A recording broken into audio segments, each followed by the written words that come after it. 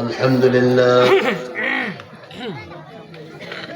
لله نحمده ونستعينه ونستغفره ونعوذ بالله من شرور أنفسنا ومن سيئات أعمالنا. من يهد الله فلا مضل له ومن يضلله فلا هادي له. ونشهد أن لا إله إلا الله وحده لا شريك له. ونشهد أن سيدنا وحبيبنا ومولانا محمدا عبده ورسوله الذي أرسله بالحق بشيرا ونذيرا وداعيا إلى الله بإذنه وسراجا منيرا. فقد قال الله تعالى في كلامه المجيد وفرقانه الحميد: أعوذ بالله من الشيطان الرجيم. بسم الله الرحمن الرحيم. إن الله وملائكته يصلون على النبي يا أيها الذين آمنوا صلوا عليه وسلموا تسليما. اللهم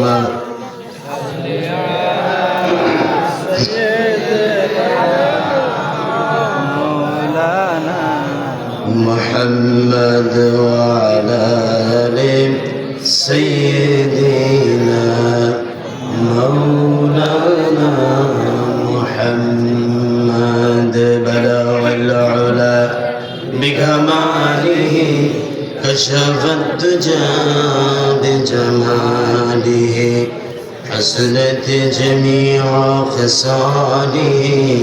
صلوا عليه وآله. سبحان الله الحمد لله لا إله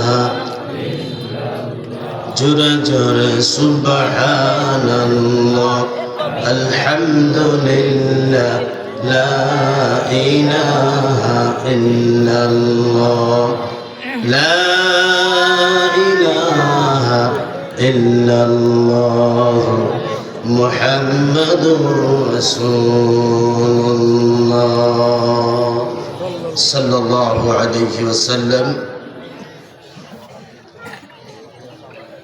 محترم हज़रत खदीजतुल कुबरा रज़ियल्लाहु ताआला अन्हा आड़ियाल মাদ্রাসার উদ্বোধন উপলক্ষে আজকের এই তাফসীরুল কুরআন মাহফিলের সম্মানিত সভাপতি। আজকের মাহফিলের আমন্ত্রিত মেহমানবৃন্দ, বিশেষ করে জননন্দিত নেতা লাকসাম উপজেলার সাবেক vice chairman doctor Syed Sarwaruddin Siddiqui সহ আমন্ত্রিত মেহমানবৃন্দ, আজকের মাহফিলের প্রধান মুফাসসির যিনি तमाम দেশে ঘুরে বেড়াচ্ছেন তাওহীদের দাওয়াত নিয়ে,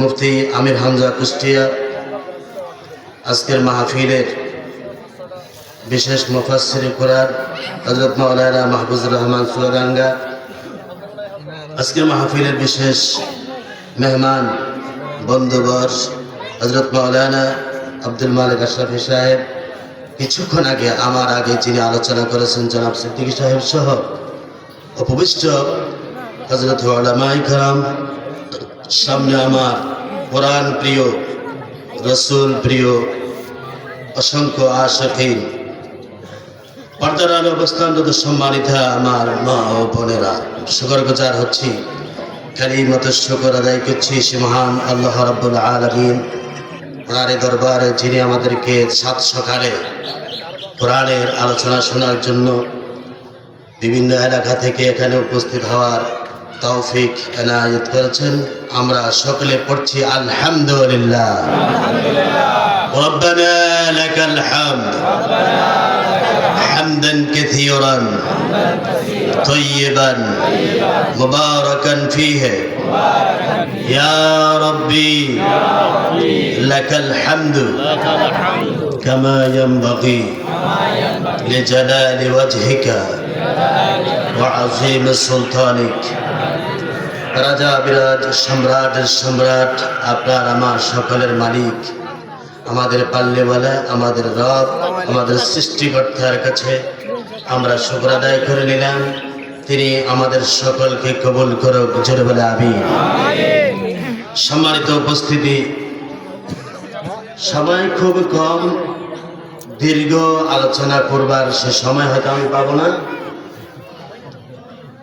যতটুকু সময় পাই আপনাদের সামনে কথা বলার চেষ্টা করবো ইনশাআল্লাহ। কথা বলার সুযোগ করে দিয়েছেন তিনি কে? আল্লাহ।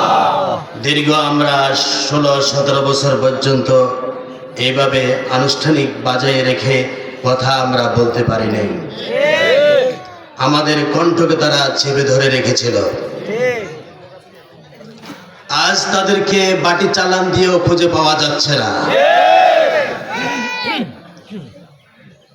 তিনি দিল্লিতে বসে বসে আমাদের দেশের দিকে তুষ মেলাচ্ছে আগুন বাড়ানোর জন্য। আমার কাছে আশ্চর্য লাগে,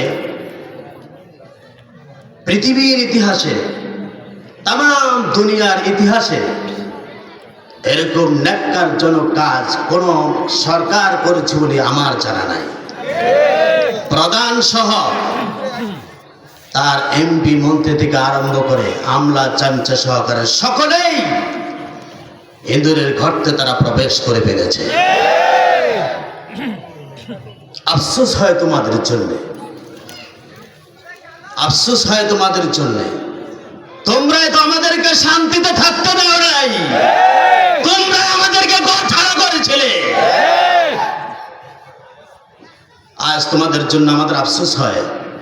ইমানের দাবি নিয়ে আমরা কথা বলতে চাই।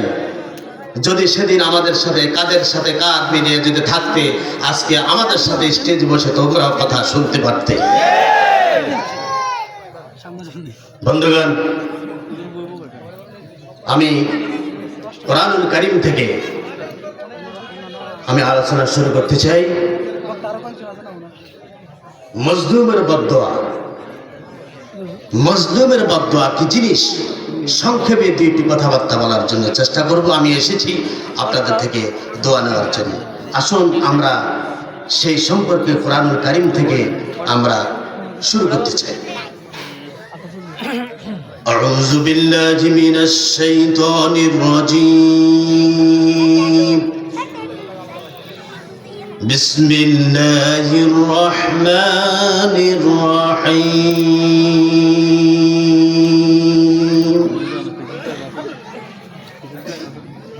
ইয়া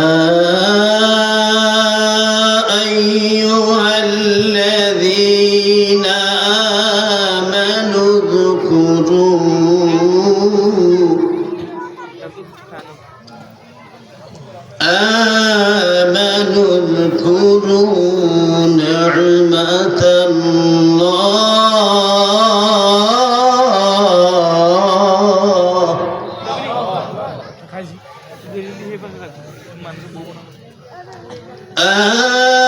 آمنوا اذكروا نعمة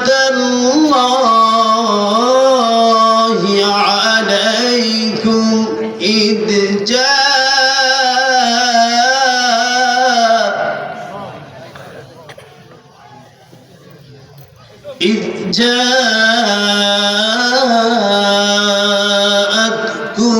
جنود فأرسلنا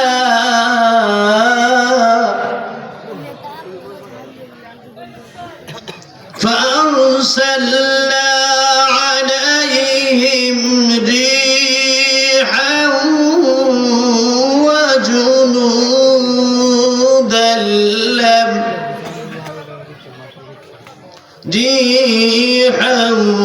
وجنودا لم تروها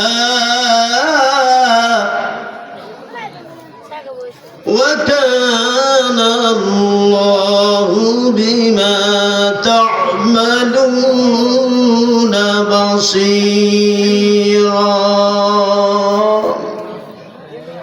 صدق الله العظيم শাব্দিক অর্থ আল্লাহ তাআলা ঈমানদারদেরকে ডেকে বলেছিলেন, হে ঈমানদাররা, তোমরা আমার অনুগ্রহকে স্মরণ করো ওই দিনের কথা যেদিন তোমাদের উপরে কয়েক শ্রেণীর লোক একসাথে একটি বাহিনী হয়ে তোমাদের উপরে পাকড়াও করছিল। আর ঠিক তখন তোমরা যখন আমাদের কাছে আশ্রয় প্রার্থনা করেছিলে, তখন আমি তাদেরকে মাটির সাথে মিশিয়ে দিয়েছি। সুবহানাল্লাহ। ভাইরা আমার, মদিনা মুনাওয়ারায় বিশ্বনবী মুহাম্মদুর রাসূলুল্লাহ সাল্লাল্লাহু আলাইহি ওয়াসাল্লাম তিনি ওনার সহদেরকে 3000 সাহাবীদেরকে সাথে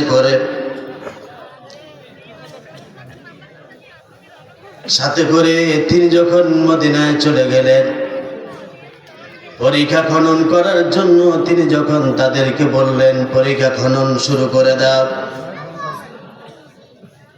মদিনাকে তারা কাফের মুশরিক এবং সাথে ছিলেন মুনাফিকরা 3 শ্রেণীর মানুষ একসাথে একটি বাহিনী তৈরি করে 3000 মুসলমানের বিরুদ্ধে লড়াই করার জন্য 1 মাস পর্যন্ত মদিনাকে তারা অবরুদ্ধ করে রেখেছিল।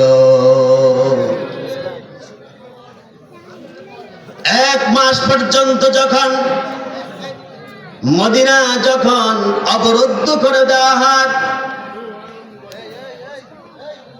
এই অবস্থা দেখে 3000 মুসলমান দেখে যে সমস্ত মানুষগুলা মুনাফিক ছিল,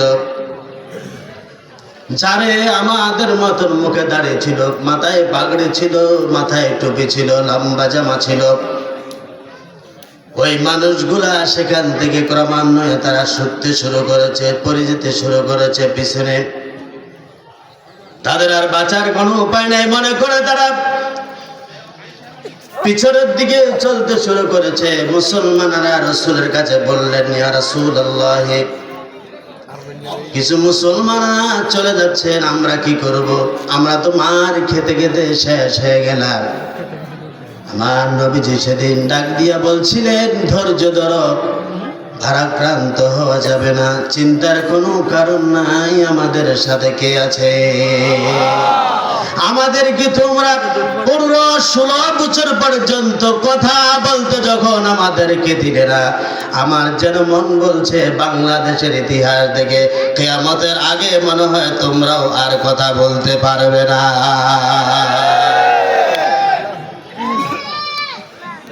এই আয়াত থেকে আমি শিক্ষা নিয়েছি।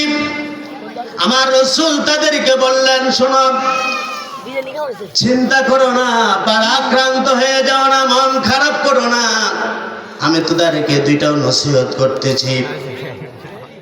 চতুর্দিক থেকে যখন ইট পাটকেল যখন নিক্ষেপ করতে শুরু করেছে, মুসলমানরা যখন নিরাশ হয়ে পড়েছিলেন, নবীজি বললেন, নিরাশ হয়েও না, শোনো, রাতের অন্ধকারে তাহাজ্জুদে দাঁড়িয়ে যাও, রাতের অন্ধকারে তাহাজ্জুদ পড়তে পড়তে চোখের পানি ছেড়েছে আল্লাহর কাছে প্রার্থনা করো, কারণ তোমরা হলো মজলুম, মজলুমের দোয়ার মধ্যে আমার আল্লাহর মধ্যে কোনো পর্দা থাকে না।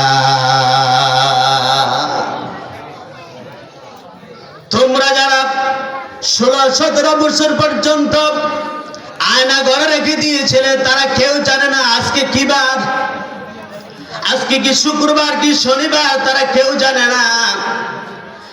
আজ এই মুহূর্তে কয়টা বাজে সেই খবরটাও তাদের কাছে ছিল না। এরকম পরিবেশ আমার দেশে ছিল কি ছিল না? ছিল কি ছিল না? বউয়ের সাথে সাক্ষাৎ নাই, ছেলের সাথে সাক্ষাৎ নাই। রাত কোথায় যায়, দিন কোথায় যায়, ওই মানুষগুলাকে তোমরা এইভাবে কষ্ট দিয়েছ। সেদিন আমার রাসূল এই কথাটা বুঝাইতেছে, তাদেরকে বললেন নিরাশ হইও না, ভারাক্রান্ত হইও না, রাতের অন্ধকারে তাহাজ্জুদ পড়ো, তোমাদেরকে সাহায্য করবে কে? সাহায্য কি করে নাই? বলেন বলেন, সাহায্য কি করে নাই? সাহায্য করেছে কি করে নাই?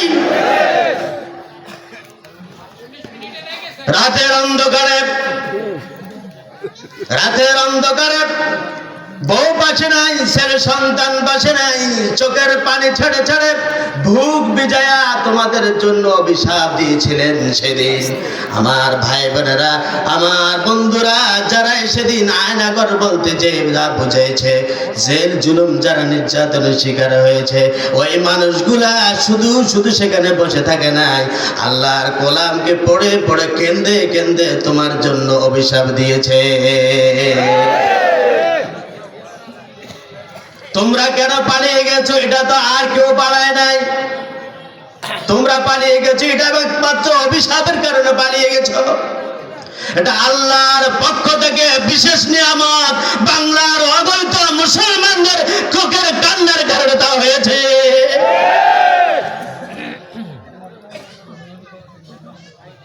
ইমামতি করার জন্য তারা ভাইয়া এসেছিলাম,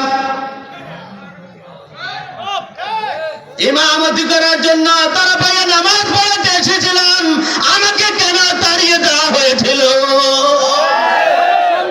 কারো মাথায় তো বাড়ি দেই নাই। কোরআনের কথা বলেছি, হাদিসের কথা বলেছি, কোন অপরাধের কারণে আমাকে তাড়িয়ে দিয়েছ সেটা আমি কিয়ামতের ময়দানে আমি নিজে মামলা তোমাদের বিরুদ্ধে দায়ের করব। ভাইরা আমার, নবীজি বললেন রাতের অন্ধকারে নামাজে দাঁড়িয়ে যাও, তাহাজ্জুদের নামাজ পড়ো, আর তাহাজ্জুদের নামাজ যখন তোমরা শুরু করে দিবে, আরশ আজিম থেকে আরশ আজিমের মাওলা তোমাদেরকে সাহায্য করবে। যেরকম সুবহানাল্লাহ।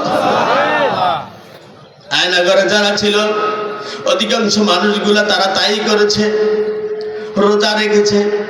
কখন কতটা বাজে তারা জানতো না। ওই মানুষগুলা রোজা যেমনটি রেখেছে তেমনটি দিনের বেলা রোজা রেখে রাতের অন্ধকারে তাহাজ্জুদ পড়ে আল্লাহর কাছে কান্নাকাটি করেছে। নবীজি এটাই বুঝাইতে চাইলেন, আল্লাহর সাথে যাদের যোগাযোগ হয়ে যায়, পৃথিবীর যত বড় পাহাড় পরিমাণ হয়ে দাঁড়িয়ে থাকুক, কেউ এটাকে রুখতে পারবে না। ভাই আমার, নবী মুহাম্মদ রাসূলুল্লাহ সাল্লাল্লাহু আলাইহি ওয়াসাল্লাম আরেকটি বাক্য উচ্চারণ করলেন, শোনো, আল্লাহর সাহায্য যদি চাও তাহলে দিনের বেলা তোমরা রোজা রাখো। সুবহানাল্লাহ। দুই নসিহত দিয়া সেদিন সাহাবীদেরকে যখন বলেছিলেন, আমার নবীর কথাগুলা যথার্থ তারা শুনেছেন, দিনের বেলা রোজা রাখতে শুরু করেছে, রাতের বেলা তাহাজ্জুদ পড়ে পড়ে আল্লাহর কাছে সাহায্য চেয়েছিলেন। সেজন্য আমার আল্লাহ রাব্বুল আলামিন ওই জাতির জন্য সুসংবাদ দিয়ে বলছেন, ইয়া আইয়ুহাল্লাযীনা আমানু যকুরু নি'মাতাল্লাহি আলাইকুম إذ جاءتكم جنود فأرسلنا عليهم ريحا وجنودا لم تروها وكان الله بما تعملون بصيرا।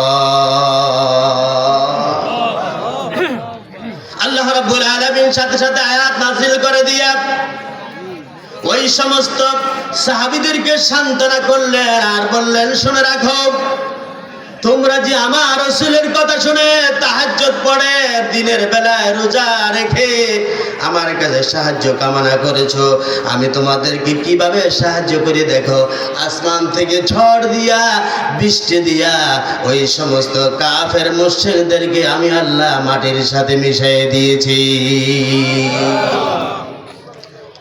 কিতাবে এসেছে, এই আয়াতের শান নজিলে এসেছে 10 থেকে 12,000 সৈন্য যারা ছিল সবগুলা সৈন্য তারা কেউ পালিয়ে গিয়েছে, যারা আমাদের নেত্রীর মতো পালিয়ে গিয়েছে, আর অনেকে আছে দুনিয়া থেকে বিদায় হয়ে গিয়েছেন।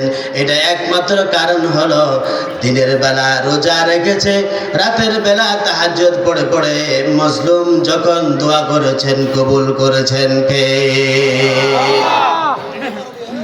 এজন্য আমার ভাইয়েরা, জুলুম করা যাবে না। জুলুম করলে আমার আল্লাহ সবচেয়ে বেশি নারাজ হয়ে যায়। তোমরা জুলুমের এমন স্টিমুলার আমাদের উপরে চালিয়ে দিয়েছো, আমাদের উপরে যখন স্টিমুলার চালু করে দিয়েছো, আমার ভাইয়েরা, আমরা যেভাবে আল্লাহর কাছে প্রার্থনা করেছি আমার যেন বুঝে এসে গেছে, আমাদের চোখের পানি গুনাহ আমার আল্লাহ কবুল করে নিয়েছে। এমন একটি সুন্দর উর্বর সমাজ বর্তমানে বাংলাদেশে করে দিয়েছেন। সকাল বিকাল দুপুর রাত্রে সব পারে আল্লাহর কোরআনের রাজ কায়েমের জন্য আলোচনা শুরু হয়ে গিয়েছে। এত সুন্দর পরিবেশে আমরা কথা বলতে পেরেছি গত 16 বছর। বলেন বলেন বলেন। এই সুবর্ণ সুযোগ আমার আল্লাহর পক্ষ থেকে এসেছে, কারণ মজলুম যখন আল্লাহর কাছে দোয়া করেছিলেন, মজলুমের দোয়া আল্লাহ কবুল করে নিয়েছে। সুবহানাল্লাহ। এজন্য আমার ভাইয়েরা, জুলুম করা যাবে না। জুলুম যদি করা হয়, জুলুমের প্রতি আমার আল্লাহ নারাজ হয়, জুলুমকারীর প্রতি আমার আল্লাহ নারাজ হয়। আমার আল্লাহ নিজেই নিষেধ করেছেন, আমার জন্য জুলুম হারাম, আমার জন্য জুলুম হারাম। আমি আল্লাহ কারোর প্রতি জুলুম করি না। তুমি ইবাদত করতেছো আর এটা আমি আরেকজনকে দিয়ে দেব, বিষয়টা এরকম হবে না। এজন্য আমি আমার আল্লাহর জন্য আমি জুলুমকে হারাম করেছি। ভাইয়েরা আমার, ছোট্ট আরেকটি ইতিহাস বলে আমি আপনাদেরকে বিদায় দিয়ে দেবো ইনশাআল্লাহ। কোরআনুল কারীমের অন্যত্র আল্লাহ তাআলা বলছেন, ইন্নামাস সাবিলু আলাল্লাযীনা ইয়াযলিমুনান নাস ওয়া ইয়াবগুনা ফিল আরদি বিগাইরিল হক উলাইকা লাহুম আযাবুন আলীম। আল্লাহ তাআলা বলছেন, অভিযুক্ত তাদের বিরুদ্ধে। কে বলছেন বলেন? কে বলছে? আল্লাহ নিজেই বলছেন যে অভিযোগ ওই সমস্ত মানুষের বিরুদ্ধে যারা মানুষের উপরে নির্যাতন চালায়, জুলুম চালায়। কথাটা কে বলেছেন বলেন দেখি? স্বয়ং আল্লাহ নিজেই বলছেন অভিযোগ তাদের বিরুদ্ধে। আমার আল্লাহ নিজেই তাদের বিরুদ্ধে মামলা দায়ের করবেন। আল্লাহু আকবার বলেন। কে করবেন? কে করবেন? আল্লাহ করবেন। সেদিন আল্লাহ তাদের বিরুদ্ধে মামলা দায়ের করবেন। এরপর আসেন কি বলছেন, ওয়ায়াবুনা ফিল আরদি বিগাইরিল হক। তোমরা যারা বিদ্রোহ করেছো, অগণিত ইমানদার মুসলিমদের বিরুদ্ধে তোমরা যারা বিদ্রোহ করেছো, যারা সমাজ চালাইতে গিয়ে তোমরা বিদ্রোহ করেছো, যারা দেশ চালাইতে গিয়ে বিদ্রোহ করেছো, যারা ইমানদারদেরকে শুইতে দেও নাই, যাদেরকে খেতে দেও নাই, যাদেরকে থাকতে দেও নাই, তোমাদের বিরুদ্ধে আমার আল্লাহ তাআলা মামলা দায়ের করবে।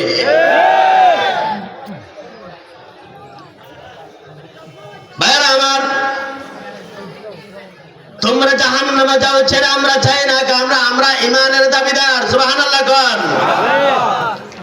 আমার ভাই জাহান্নামে যে যাবে সেটা আমরা চাই না, কিন্তু তোমার কৃতকর্মের কারণে তুমি যদি চলে যাও, আমাদের কিছুই করার থাকবে না, বরং তোমরা যা করেছো এরপরও আমরা আফসোস করি। ফিরে আসো আল্লাহর রাস্তায়, ফিরে আসো রাসূলের রাস্তায়, জোরে বলে আমিন। ভাইরা আমার, শাহ আল্লাহ বুখারী ওনার সামনে এক ব্যক্তি গিয়ে হাজির। তিনি যা বলতেছেন যে আমি যেভাবে জুলুম করেছে আমার মতো কেউ যদি জুলুম করে না হয়ে যায়, কেউ যেন আমার মতো জুলুমকারী না হয়ে যায়, কেউ যেন আমার মতো জুলুমকারী না হয়ে যায়। শাহ আল্লাহ বুখারী তিনি যখন এই কথা শুনলেন, তারা জিজ্ঞেস করলেন, শোনো তুমি কি জুলুম করেছো একটু বলো। লোকটি চোখের পানি ছেড়ে ছেড়ে কাঁদলেন। একটা চাদর মোড় দিয়া তার শরীরটা ঢেকে তিনি তার সামনে গিয়ে বললেন, হুজুর জুলুম করেছি, এমন জুলুম একটা লোক মাঠে ঘাটে কাজ করে আর রাতের অন্ধকারে তার সাথে আমার সাক্ষাৎ হওয়ার পরে সে যখন নদী থেকে মাছ নিয়ে যায়, তার থেকে আমি জোর করে একটা বড় মাছ আমি নিয়ে গেলাম। নেওয়ার পথে এই বলটা আমার হাতের মধ্যে একটা কামড় দিয়েছিল, একটা অঙ্গুলির মধ্যে ব্যথা পেয়েছিলাম। পেতে পেতে অসংখ্য ডাক্তার দেখাইছিলাম, যেখানে যাই না কেন কোনো ডাক্তার আমাকে চিকিৎসা দিতে পারতেছে না। যতই ওষুধ খাই কেন জানি আমার হাত ভালো হয় না। কারণ হাত ভালো হবে কি করে? যে হাত দিয়া, যে চোখ দিয়া, যে মুখ দিয়া, যে পাও দিয়া, যে শরীর দিয়া মানুষের উপরে নির্যাতন করেছো, জুলুম করেছো, এটা কোনোদিন ভালো থাকতে পারে না। আজ এখন তোমরা স্ত্রী বাবু বাল বাচ্চা রেখে বাড়ি ঘর ছেড়ে দিয়ে সর্বত্র ঘুরে বেড়াচ্ছ গোপনে গোপনে। কিন্তু এইভাবে যদি চলতে থাকে, আপনাদেরকে বলতে চাই, জুলুম করবেন কোনোদিন আপনি আমার আল্লাহর কাছে ভালো থাকবেন না। জুলুমকারীর বিচার আমার আল্লাহ করবেন তো না করবেন না? করবে কি করবে না? শাহ আল্লাহ বুখারী বললেন, তাহলে এখন করবাটা কি? তুমি শুনো, যাও, যার প্রতি জুলুম তুমি করেছো তার থেকে বিদায় নিয়ে আসো, ক্ষমা নিয়ে আসো। যদি ক্ষমা নিয়ে আসো, আমিও আল্লাহর কাছে দোয়া করব, তুমি আল্লাহর কাছে ক্ষমা চাও, হয়তো আমার আল্লাহ তোমাকে ক্ষমা করে দিতে পারেন। লোকটি দৌড়াইতে শুরু করলেন। কাঙ্ক্ষিত লোকটাকে যখন দৌড়াচ্ছিলেন, লোকটা ভেবেছিল যে আজকেও আমার প্রতি হয়তো জুলুম করবে। সে দৌড়াচ্ছিল, তেও পিছনে পিছনে দৌড়ায়। কিছু দূরে দূরে যাওয়ার পরে বলতেছেন, ভাই তোমার প্রতি আজ আমি জুলুম করার জন্য আসি নাই, বরং আমি এসেছি পূর্বে যে তোমার প্রতি জুলুম করেছিলাম সেটা প্রায়শ্চিত্ত করার জন্য। আল্লাহু আকবার।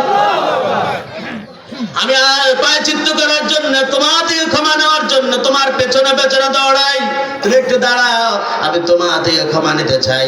শাহ আল্লাহ বুখারী আমাকে বলেছেন, তোমার থেকে ক্ষমা নিলে হয়তো আমার একটু উপকার হতে পারে, আমি আল্লাহ থেকে ক্ষমা পেতে পারি। তুমি একটু দাঁড়াও।